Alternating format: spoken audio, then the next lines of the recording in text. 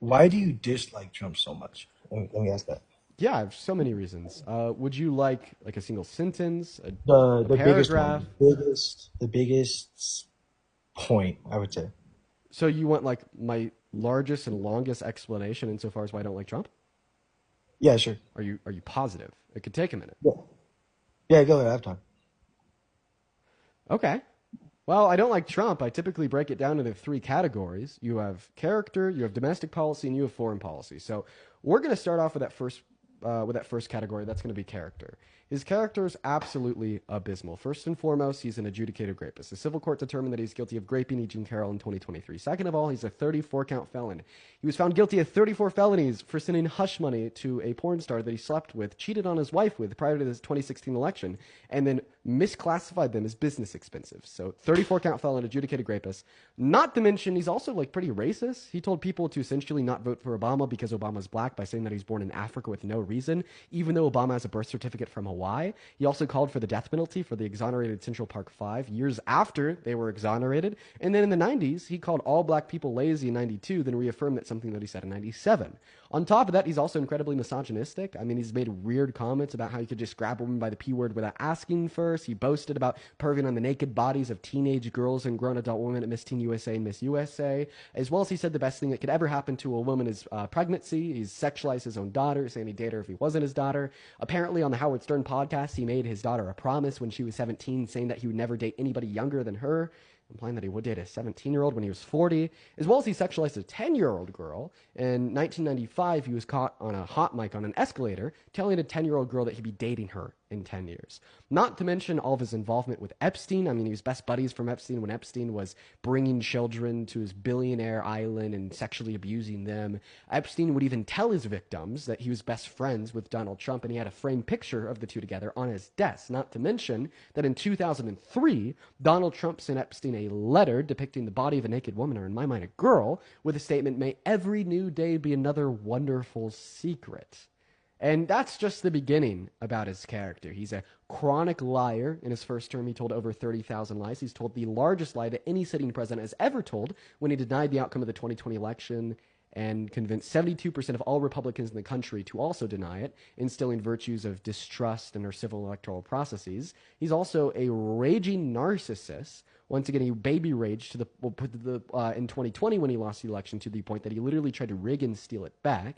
Third of all, he's just an egotistical power maniac. He doesn't care about any check nor balance. That's why he called for the termination of the Constitution in December of 2022. That's why he's been firing and replacing judges with no experience to further his agenda. And that's why he's explicitly violated the Constitution like 7 times in the last 250 days in office, ranging from attempting to take our 14th Amendment rights from us with Executive Order number 14160, calling for a termination of the 22nd Amendment when he said he wanted to run for a third term, or violating the First Amendment 3 weeks ago when he tried to ban burning of the American flag, even though the Supreme Court ruled that it was expressly protected under the First Amendment in 1989.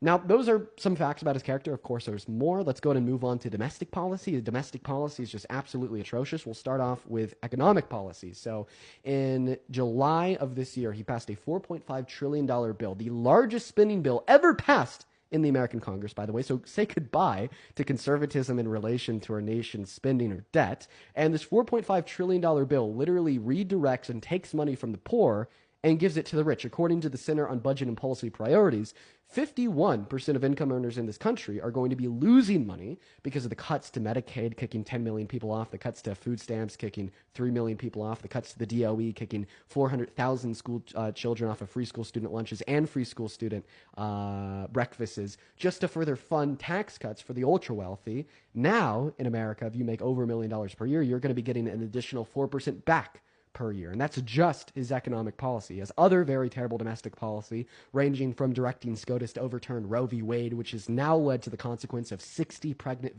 great victims per day being denied access to abortion in 10 of our states, or 66 million American women in all 50 states having their human rights infringed upon, as well as we have other terrible domestic policy, like renaming the Department of Defense to the Department of War, then declaring war on American citizens in Chicago and American citizens in D.C. But of course, he doesn't care about violent crime as he suggests he does, which is the reason he says he's doing this, because he pardoned 72 violent offenders that tried to beat up and kill cops on January 6th at our country's capital, such as DJ Rodriguez, who gave Officer Fanone a goddamn heart attack by driving a stun gun into his neck.